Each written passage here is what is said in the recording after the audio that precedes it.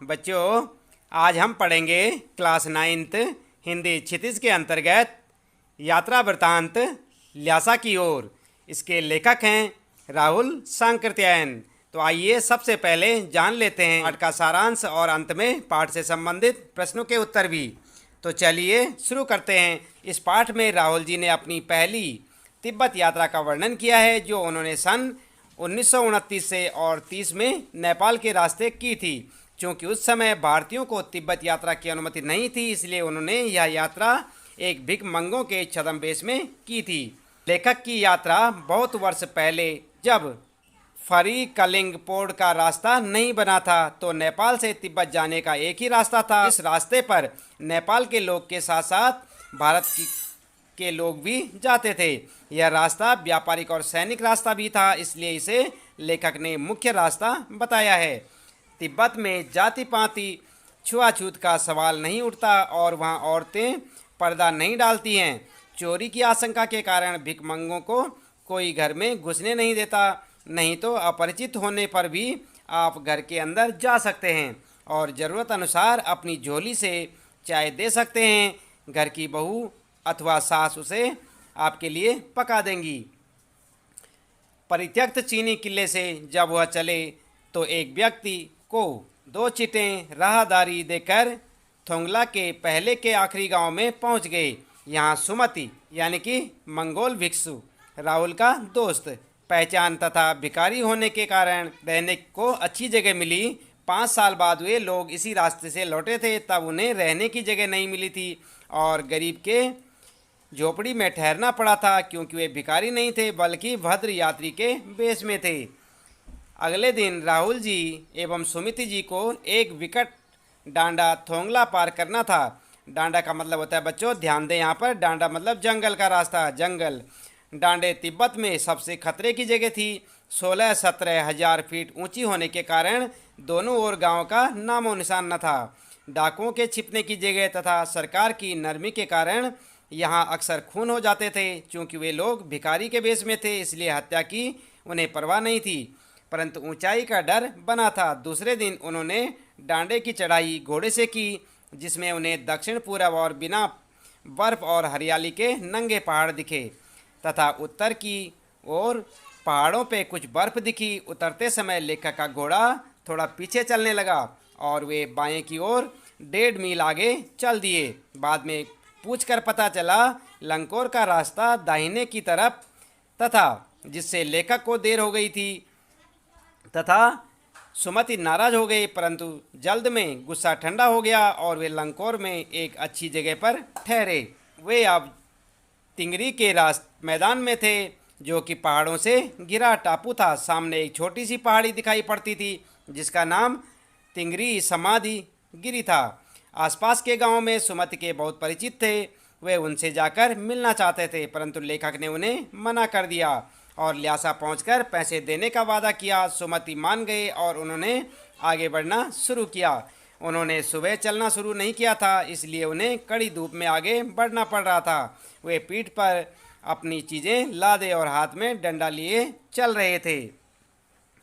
सुमति एक और यजमान से मिलना चाहते थे, इसलिए उन्होंने बहाना कर शेखर विहार की ओर चलने को कहा। तिब्बत की जमीन छोटे बड़े जागीरदारों के हाथों में बटी है। इन जागीरों का बड़ा हिस्सा मठों के हाथ में है। अपनी अपनी जागीर में हर जागीरदार कुछ खेती खुद भी करता है, जिसके लिए मजदूर उन्हें बेगार में मिल जाते हैं। लेखक शेखर की खेती के मुखिया भिक्षु से मिले। वहाँ एक अच्छा मंदिर था, जिसमें बुद्ध वचन की हस्तलिपि 103 पोथियाँ रखी थी, जिसे लेखक पढ़ने में लग गए। इसी दौरान सुमति ने आसपास अपने यजमानों से मिलकर आने के लिए लेखक से पूछा, जिसे लेखक ने मान लिया। दोपहर तक सुमति वापस आ गए। चूँकि तिंगरी वहाँ से ज़्यादा दूर नहीं था, इसलिए उन्होंने अपना सामान पीठ पर उठाया और उनसे विदा लेकर चल दिए। तो बच्चों, ये था यहाँ पर इस पाठ का सारांश। हमारा पाठ क्या था? ल्हासा की ओर, जो कि क्लास 9th का दूसरा चैप्टर था हिंदी क्षितिज के अंतर्गत। इसके बाद आइए जान लेते हैं पाठ से संबंधित प्रश्नों के उत्तर भी। पहला प्रश्न आपके लिए, थोंगला के पहले के आखिरी गांव पहुंचने पर भिखमंगे के वेश में होने के बावजूद लेखक को ठहरने के लिए उचित स्थान मिला।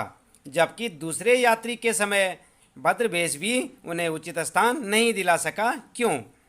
तो आपका उत्तर क्या होगा? आपका उत्तर होगा इसका मुख्य कारण था संबंधों का महत्व। तिब्बत के इस मार्ग पर यात्रियों के लिए कोई विशेष व्यवस्था नहीं थी, इसलिए वहाँ जान पहचान के आधार पर ही ठहरने का उचित स्थान मिल जाता था। पहली बार लेखक के साथ बौद्ध भिक्षु सुमति थे। सुमति की वहाँ अच्छी जान पहचान थी, पर 5 साल बाद बहुत कुछ बदल गया था।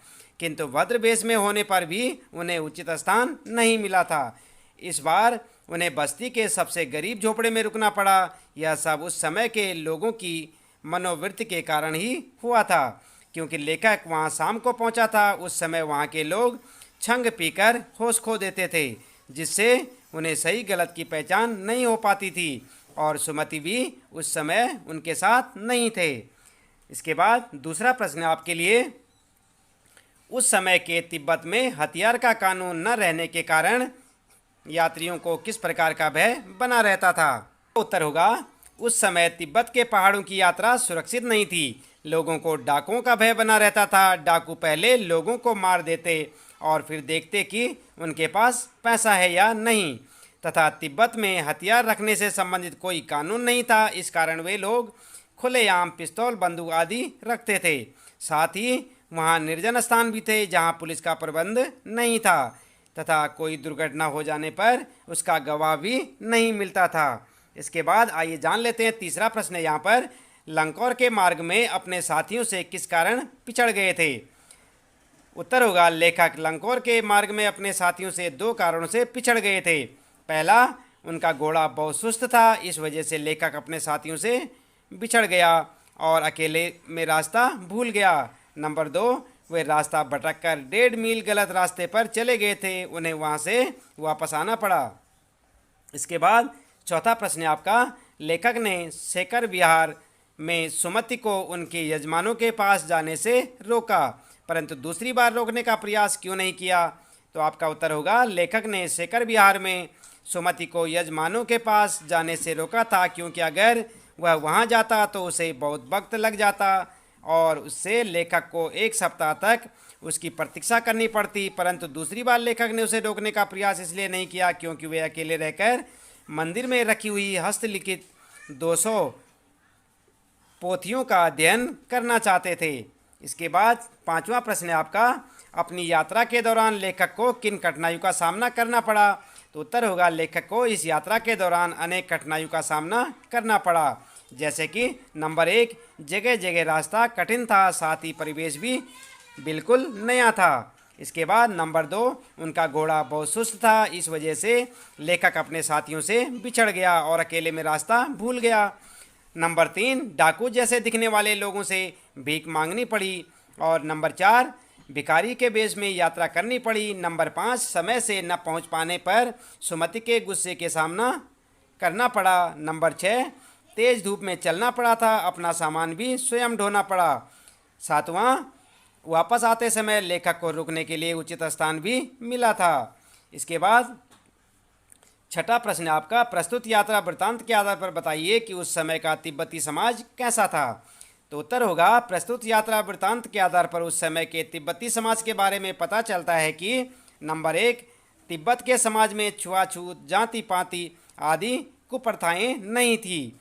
नंबर 2, सारे प्रबंध की देखभाल कोई भिक्षु करता था, वह भिक्षु जागीर के लोगों में राजा के समान सम्मान पाता था। नंबर 3, उस समय के तिब्बती समाज में औरतें पर्दा नहीं करती थी। नंबर 4, उस समय तिब्बती जमीन जागीरदारों में बटी थी, जिसका ज़्यादातर हिस्सा मठों के हाथों में होता था। नंबर 7वां क्वेश्चन है आपका, मैं अब पुस्तकों के भीतर था, नीचे दिए गए विकल्पों में से कौन सा इस वाक्य का अर्थ बतलाता है?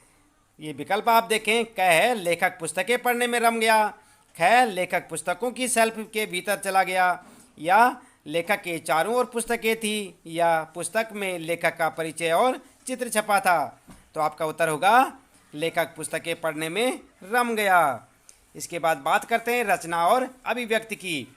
तो यहाँ पर देखें आप 8वां प्रश्न, सुमति के यजमान और अन्य परिचित लोग लगभग हर गांव में मिले। इस आधार पर आप सुमति के व्यक्तित्व की किन विशेषताओं का चित्रण कर सकते हैं? तो उत्तर होगा सुमति के यजमान और अन्य परिचित लोग हर गांव में लेखक को मिले।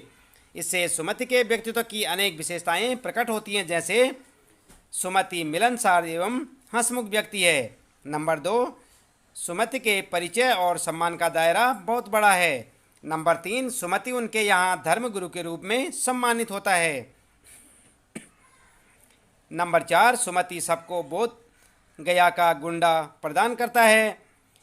लोग गंडे को पाकर धन्य अनुभव करते हैं। वह लोगों की आस्था का फायदा उठाने में पीछे नहीं रहता था। तो यहाँ पर जो है आप ध्यान दें कि सुमति सबको बोध गया का गंडा प्रदान करता है। गंडा क्या होता है बच्चों? ध्यान दें, एक ताबीज होती है और लोग गंडे को पाकर धन्य अनुभव करते हैं। वह लोगों की आस्था का फायदा उठाने में पीछे नहीं रहता और लोगों से काफ़ी पैसे ऐंठ लेता होगा। इसके बाद 5वां प्रश्न है, सुमति स्वभाव से सरल, मिलनसार, स्नेही और मृदु रहा होगा, तभी लोग उसे उचित आदर देते होंगे। और इसके बाद नंबर 6, सुमति बौद्ध धर्म में आस्था रखते थे तथा तिब्बत का अच्छा भौगोलिक ज्ञान भी रखते थे। इस प्रकार से आप इसका उत्तर लिखेंगे। इसके बाद बच्चों आइए देख लेते हैं। यहाँ पर 9वां प्रश्न है, हालांकि उस वक्त मेरा वेश ऐसा नहीं था कि उन्हें कुछ भी ख्याल करना चाहिए था। उक्त कथन के अनुसार हमारे आचार व्यवहार के तरीके वेशभूषा के आधार पर तय होते हैं। आपकी समझ से यह उचित है अथवा अनुचित विचार व्यक्त करें। तो आप अपने हिसाब से भी यहाँ पर जो अपने विचार लिख सकते हैं और चाहें तो यहाँ से आप उत्तर देख सकते हैं। उत्तर क्या होगा? सामान्यतः लोगों में एक धारणा बन गई है कि पहली बार मिलने वाले व्यक्ति का आकलन उसकी वेशभूषा देखकर किया जाता है। हम अच्छा पहनावा देखकर किसी को अपनाते हैं तो गंदे कपड़े देखकर उसे धुतकारते हैं। लेखक भिखमंगों के वेश में यात्रा कर रहा था, इसलिए उसे यह अपेक्षा नहीं थी कि शेखर बिहार का भिक्षु उसे सम्मानपूर्वक अपनाएगा। मेरे विचार से वेशभूषा देखकर व्यवहार करना पूरी तरह ठीक नहीं है। अनेक संत, महात्मा और भिक्षु साधारण वस्त्र पहनते हैं, किंतु वे उच्च चरित्र के इंसान होते हैं, पूज्य होते हैं। हम पर पहला प्रभाव वेशभूषा के कारण ही पड़ता है। उसी के आधार पर हम भले बुरे की पहचान करते हैं, परंतु अच्छी वेशभूषा में कुत्सित विचारों वाले लोग भी हो सकते हैं। गरीब व्यक्ति भी चरित्र में श्रेष्ठ हो सकता है। वेशभूषा सब कुछ नहीं है। कीचड़ में खिलने पर भी कमल अपनी सुंदरता बनाए रखता है। इसके बाद 10वां प्रश्न आपके लिए यहाँ पर ध्यान दें। यात्रा वृत्तांत के आधार पर तिब्बत की भौगोलिक स्थिति का शब्द चित्र प्रस्तुत करें। वहाँ की स्थिति आपके राज्य शहर से किस प्रकार भिन्न है? तो आपका उत्तर क्या होगा? उत्तर होगा तिब्बत भारत के उत्तर में स्थित है, जो नेपाल का पड़ोसी देश है। इसकी सीमा भारत और चीन से लगती है। तिब्बत पहाड़ी प्रदेश है। यह समुद्र तट से 16-17 हज़ार फुट की ऊंचाई पर स्थित है। इसके रास्ते ऊंचे नीचे और विहड़ हैं। पहाड़ों के अंतिम सिरों और नदियों के मोड़ पर खतरनाक सूने प्रदेश बसे हुए हैं। यहाँ मीलों मील तक कोई आबादी नहीं होती। एक ओर हिमालय की बर्फीली चोटियाँ दिखाई पड़ती हैं, दूसरी ओर ऊंचे ऊंचे नंगे पहाड़ खड़े हैं। तिंगली एक विशाल मैदानी भाग है, जिसके चारों ओर पहाड़ ही पहाड़ हैं। यहाँ बीच में एक पहाड़ी है जिस पर देवालय स्थित है। देवालय को पत्थरों के ढेर, जानवरों के सींगों और रंग बिरंगे कपड़े की झंडियों से सजाया गया है। इसके बाद बच्चों आप ध्यान दें, 11वां प्रश्न आपके लिए। आपने किसी भी स्थान की यात्रा अवश्य की होगी। यात्रा के दौरान हुए अनुभवों को लिखकर प्रस्तुत करें। तो उत्तर होगा आपका, अगर आपने यात्रा कर रखी है तो आप वहाँ का भी जो है यहाँ पर जो है विवरण दे सकते हैं, और चाहें तो यहाँ से ऐसे भी लिख सकते हैं। ग्रीष्म अवकाश में इस बार मैंने अपने माता पिता, बहन और मित्रों के साथ देहरादून घूमने जाने की योजना बनाई। सबको मेरा प्रस्ताव पसंद आया और हम सब 24 मई को अपनी गाड़ी में बैठकर प्रातः 4 बजे देहरादून के लिए रवाना हुए। अभी गाड़ी 25-30 किलोमीटर ही चली थी कि अचानक वह घर गिराकर रुक गई। गाड़ी खराब हो गई थी। यहाँ आसपास कोई शहर या कस्बा नहीं था। सड़क के दोनों ओर खेत थे। रास्ता सुनसान था। हम सब परेशान हो गए। पिताजी ने उतर कर देखा, पर उन्हें भी समझ नहीं आया कि गाड़ी क्यों नहीं चल रही थी। हमें वहीं खड़े खड़े 3 घंटे बीत गए। उस सड़क पर आने जाने वाली गाड़ियों को हमने हाथ देकर रोकने की कोशिश की, जिससे कुछ सहायता प्राप्त की जा सके, परंतु सभी लोग जल्दी में थे और कोई भी हमारी बात सुनने के लिए नहीं रुकना चाहता था। शाम होने को जा रही थी। हम लोगों का भूख और गर्मी के कारण बुरा हाल था। मेरी छोटी बहन तो परेशान होकर रोने लगी। माँ ने मुश्किल से उसे चुप कराया। जब कोई हल नहीं सूझा तो मेरे पिताजी ने चाचा जी को फ़ोन किया और वे अपने साथ मैकेनिक को लेकर आए। तब कहीं जाकर गाड़ी ठीक हो सकी। इस बीच मेरठ से खाना खरीदा गया और हम लोग रात में 12:30 बजे यानी कि 12:30 बजे देहरादून पहुंच पाए। हमारा पूरा दिन बर्बाद हो गया था। अब जब कभी हम लोग गाड़ी में बैठकर बाहर जाते हैं तो कहीं घूमने की योजना बनाते हैं, वह समस्याओं से भरा दिन बरबस याद आ जाता है। तो बच्चों, इस प्रकार से आप 11वें प्रश्न का उत्तर लिख सकते हैं और चाहें तो अपने हिसाब से भी आप किसी यात्रा वृत्तांत को अपनी लिख सकते हैं। इसके बाद 12वां प्रश्न है, यात्रा वृत्तांत गद्य साहित्य की एक विधा है। आपकी इस पाठ्य पुस्तक में कौन कौन सी विधाएं हैं? प्रस्तुत विधा उनसे किन माध्यमों में अलग है? तो उत्तर होगा आपका हमारी पाठ्य पुस्तक क्षितिज भाग 1 में निम्नलिखित पाठ और विधाएं हैं। जैसे कि आप यहाँ पर देख सकते हैं, पाठों के नाम हैं 2 बैलों की कथा, ये क्या है? एक कहानी है। और ल्यासा की ओर क्या है? यात्रा वृत्तांत है। और उपभोक्तावाद की संस्कृति क्या है? निबंध है। तो ये विधाएं हैं ना। सांवले सपनों की याद क्या है? एक रेखा चित्र है। नाना साहब की पुत्री देवी मैना को भस्म कर दिया गया क्या है? एक रिपोर्ट ताज है। और प्रेमचंद के फटे जूते क्या हैं? व्यंग है। मेरे बचपन के दिन संस्मरण है। एक कुत्ता और मैना निबंध है। तो इस प्रकार से आपने देखा यहाँ पर कि आपकी पाठ्य पुस्तक में कौन कौन सी विधाएं दी हुई हैं। प्रस्तुत विधा यात्रा वृत्तांत अन्य विधाओं से अलग है। इसका मुख्य कारण यह है कि यात्रा का वर्णन है। इसमें लेखक ने यात्रा की समस्त वस्तुओं, व्यक्तियों तथा घटनाओं का वर्णन किया है। इसमें मानव चरित्र के अनुभव बहुत संक्षिप्त रूप में आए हैं, जबकि कहानी संस्मरण में मानव वृत्ति का चित्रण है। इसके बाद बच्चों ध्यान दें, आप भाषा अध्ययन की बात करते हैं। 13वां प्रश्न आपका, किसी बात को अनेक प्रकार से कहा जा सकता है। जैसे सुबह होने से पहले हम गांव में थे, या हम यूँ भी कह सकते हैं पौ फटने वाला था कि हम गांव में थे, या यूँ भी कह सकते हैं कि तारों की छांव रहते रहते हम गांव पहुंच गए। तो इसी प्रकार से नीचे दिए गए वाक्यों को अलग अलग तरीकों में लिखिए। अब क्या है वाक्य आपके लिए? जान नहीं पड़ता था कि घोड़ा आगे जा रहा है या पीछे। तो आप किस प्रकार से इसी वाक्य को जो है अलग अलग तरीके से लिखेंगे? उत्तर होगा, यह पता नहीं चल पा रहा था कि घोड़ा चल भी रहा है या नहीं। या दूसरे तरीके से आप यूँ लिख सकते हैं, कभी लगता था घोड़ा आगे जा रहा है, कभी लगता था पीछे जा रहा है। इस प्रकार से आप लिख सकते हैं। और अन्य तरीके भी बहुत सारे हैं लिखने के। आप अपने हिसाब से भी 2-3 तरीके से और इसे लिख सकते हैं। इसके बाद 14वां प्रश्न आपके लिए, ऐसे शब्द जो किसी अंचल यानी क्षेत्र विशेष में प्रयुक्त होते हैं उन्हें आंचलिक शब्द कहा जाता है। उन्हें क्या कहा जाता है? आंचलिक शब्द। प्रस्तुत पाठ में से आंचलिक शब्द ढूंढकर लिखिए। तो जैसे यहाँ पर देख सकते हैं आप, पाठ में आए हुए आंचलिक शब्द क्या हैं? खोटी, राहदारी, कुची कुची, भीटा, थुक्पा, गांव गिराव, भरिया, गंडा, कंजूर और चौड़ी। ये जो है आंचलिक शब्द हैं, यानी कि प्रादेशिक शब्द जिन्हें हम कह सकते हैं सीधे अर्थ में। तो इस प्रकार के शब्द आपने यहाँ से जो है लोकल भाषा के शब्द आपने छांट के लिखने हैं पाठ में से।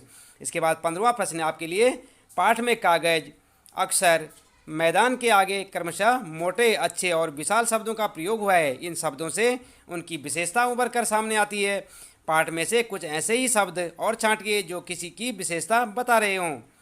तो उत्तर होगा आपका, मुख्य, व्यापारिक, बहुत, भद्र, चीनी, अच्छी, गरीब, विकट, निर्जन, हजारों, अगला, कम, रंग बिरंगे, मुश्किल, लाल, ठंडा, गर्मा गर्म, विशाल, छोटी सी, पतली पतली, तेज कड़ी, छोटे बड़े, मोटे और अन्य भी काफ़ी सारे शब्द जो है पाठ में आपको देखने को मिलेंगे ऐसे जो विशेषता बता रहे हों। तो आप उन्हें भी लिख सकते हैं और अपने हिसाब से भी लिख सकते हैं। चाहें तो आप यहाँ से उत्तर देख के लिखें। तो बच्चों इस प्रकार से आपके जो पाठ के जो प्रश्न थे यहाँ पर समाप्त हो जाते हैं इसी प्रश्न के साथ। उम्मीद है कि आपको पाठ से संबंधित प्रश्नों के उत्तर अच्छे से समझ आए होंगे। और बच्चों आगे अन्य पाठों को देखने के लिए चैनल को सब्सक्राइब अवश्य कर दें ताकि आपको आने वाली प्रत्येक वीडियो की नोटिफिकेशन भी आपको मिलती रहे। बेल आइकन भी दबा दें। आज के लिए इतना काफ़ी है। आपका दिन शुभ हो।